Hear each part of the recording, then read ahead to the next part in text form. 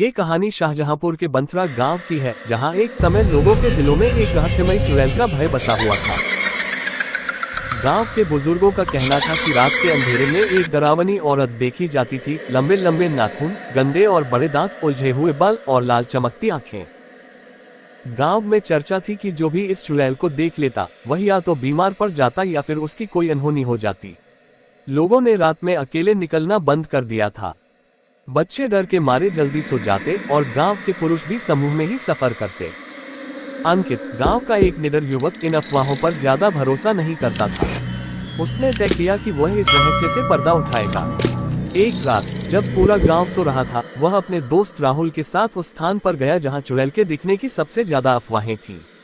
रात का समय था, चारों ओर अंधेरा पसरा हुआ था। अचानक झाड़ियों के पीछे से एक अजीब सी सरसराहट सुनाई दी। दोनों ने टॉर्च जलाकर देखा तो एक छायादार आकृति सामने थी। लंबे नाखून, उलझे बाल और डरावना चेहरा। राहुल डर के मारे भाग खड़ा हुआ, लेकिन अंकित ने हिम्मत नहीं हारी। अंकित ने हिम्मत करके उस आकृति के पास जाकर देखा तो सच्चाई कुछ और ही निकली। वह कोई भूत प्रेत या चुड़ैल नहीं, बल्कि गांव के बाहर रहने वाली एक मानसिक रूप से बीमार महिला थी। लोग उसे देखकर डर जाते थे, लेकिन किसी ने भी उसके हालात समझने की कोशिश नहीं की थी। अंकित ने गांव वालों को ये सच बताया और धीरे धीरे लोगों ने उस महिला को अपनाना शुरू कर दिया। उसकी देखभाल की गई और कुछ महीनों बाद वह सामान्य जीवन जीने लगी। अंकित ने गांव से एक बड़ा भ्रम दूर कर दिया और सबके लिए हीरो बन गया।